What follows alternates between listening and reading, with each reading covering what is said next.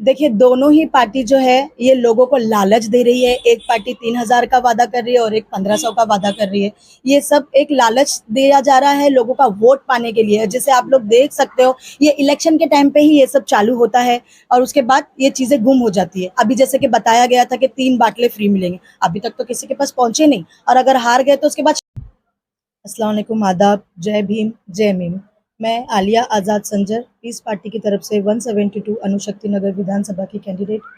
मैं आप लोगों से ये बोलना चाहती हूँ, ये समझाना चाहती हूँ, ये बताना चाहती हूँ आप लोगों को कि इतने दिन हो गए हमारा जनता कॉलोनी टूट के यहाँ पर चिता कैंप बसा, लेकिन यहाँ पर किसी को इतनी काबिलियत के बारे में सोचा भी नहीं गया। ये समझा ही नहीं कि कोई इतने काबिल होगा कि वो अपने एरिया से लड़े और अपने गांव के लोगों का विकास करे। हमेशा यहाँ पर यही चलता रहा, बाहर से लोग आए, यहाँ पर जीते, लोगों ने उनका साथ दिया और वो वापस लौट के उनके गांव चले गए। हमारे गांव से, हमारे 172 से कभी आज तक कोई एमएलए यहाँ पे लड़ा भी नहीं, और ना किसी ने उसको ऐसा सोचा कि यहाँ पे कोई ऐसा इंसान होगा जो अपने एरिया में अपने लोगों के साथ में डेवलपमेंट करेगा, विकास करेगा। तो इस बार हम इंशाअल्लाह ताला हम यहाँ पर आए हैं, अल्लाह ने ये मौका दिया है हम लोगों को।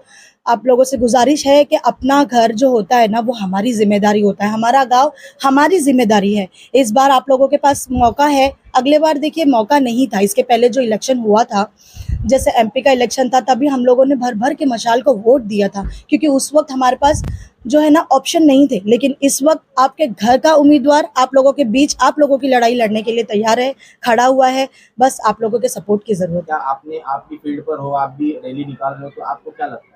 देखिए, मैं सबसे पहले आप लोगों को क्लियर करना चाहूंगी, ये चाचा भतीजे की जो लड़ाई है ना, ये लोगों को गुमराह कर रहे हैं। ये एक्चुअल में एक एनसीपी जो थी वो टूट गई है, एक शिवसेना थी जो टूट गई है, आधी यहाँ बढ़ गई है, आधी यहाँ बढ़ गई है। इस चक्कर में जनता का साथ में जो धोखा हो रहा है, जनता को जो बेवकूफ बनाया जा रहा है, ये हमारे लिए कुछ नहीं करने वाले। ये हमारे विकास की लड़ाई नहीं है, ये हमारे डेवलपमेंट की लड़ाई नहीं है। ये लड़ाई चाचा और भतीजों के बीच में है, ये लड़ाई शिवसेना और शिवसेना के बीच में है। आपका उम्मीदवार आपके घर से, आपके एरिया से यहीं पर रहता है, आपके विकास के लिए हमेशा 5 साल तक आपके पास आधी रात को भी मौजूद होगा। आप किस एजेंडे के ऊपर काम करने के लिए आप खड़े हो? मैं वही बता रही हूँ भाई, जैसे कि अभी मैं यहाँ रहती हूँ और यहाँ पे इतने सारे लोग जो अब पहले से ही एमएलए जीत के जा चुके हैं, पहले नवाब भाई थे, फिर तुकाराम सर थे, फिर नवाब भाई थे। इतने दिनों में यहाँ के लोगों का जो विकास है वो कहाँ हुआ है? हम लोग यहाँ पर रहते हैं, ये सड़कें, ये रोड पे खेल कूद के हम लोग बड़े हुए हैं। यहाँ की जरूरतें हम लोगों को अच्छे से पता है। मार्केट में जब हमारी माँ बहनें गिरती है ना, आधी रात में वो हमारे घर पे आती है, कुरला या फिर धारावी नहीं भागती है। इस मुद्दा है हमारा, यहाँ पर एजुकेशन आना चाहिए। एजुकेशन आने की वजह से नशा खुद ब खुद कम होगा। हम पर्चा लहराएंगे कि नशा मुक्ति करो, नशा मुक्ति करो, नशा मुक्ति, ये सब ऊपर से ही चलता है। नशा मुक्ति ऐसे खत्म नहीं होगा। एजुकेशन को हमको यहाँ पे लाना पड़ेगा, और जो हॉस्पिटल की सुविधा होती है उसको हमको बहुत अच्छे तरीके से यहाँ तक लोगों को घर घर पहुंचाना पड़ेगा। और जो ये रोड गटर नाला होता है, ये काम बीएमसी वालों का होता है, ये एमएलए के डेवलपमेंट का काम नहीं होता। तो सबसे पहले 3 काम आप ऐसे कौन से करने वाले? इंशाअल्लाह ताला, अगर अल्लाह ने चाहा और जनता का मेरा मुझको साथ रहा, मैं चुन कर आ जाती हूँ, सबसे पहला हमारा काम रहेगा हॉस्पिटल पे। क्योंकि हमारे यहाँ के जो महिलाएं ना, वो बहुत परेशान है। एक छोटी सी पट्टी करने के लिए हमारे यहाँ पर जो है लोग रहते नहीं है। 5 साल यहाँ पे डॉक्टर को अपॉइंट कर दिया जाता है, पर वो कोई डॉक्टर यहाँ पर कभी भी अवेलेबल नहीं रहता। हमारी माँ बहनें, हमारे भाई लोग अपना पैसा खर्चा करके इसका कान का लो, उसका हार लो, ये करके हमारे भाई बहन अपने बच्चों का डिलीवरी, अपने वाइफ का डिलीवरी यहाँ वहाँ करवाते। ये परेशानी हम लोग ने गुजरे इस चीज से। तो सबसे पहले हॉस्पिटल, सेकेंड एजुकेशन, और थर्ड जो होगा हम लोगों का मार्केट।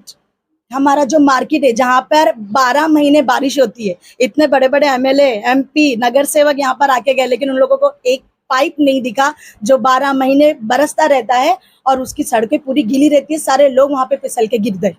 हर एरिया के हिसाब से हर एरिया के मुद्दे अलग है। जैसे अपन वाशीनाका में देखेंगे, वहाँ पे लैंडस्लाइड का प्रॉब्लम है, वहाँ पे भी मार्केट का प्रॉब्लम है, पोल्यूशन का प्रॉब्लम है।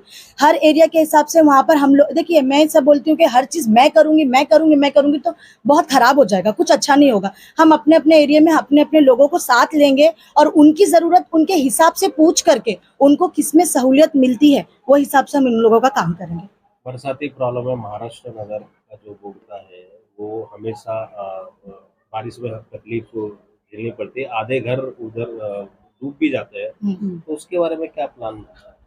मैं सबसे पहले आप लोगों को यही बताऊंगी इस बारे में कि देखिए, बंगले में रहने वाले लोगों को ना पता नहीं होता कि गरीबों की तकलीफ क्या होती है। जब झेलोगे ना, तब पता चलेगा लोगों के बीच में आके कि वो लोग आधी आधी रात को कपड़े ऐसे उठा के अपने बच्चों को लेके ऊपर जाकर बैठते जब उन लोगों का घर इतना इतना भरा होता है।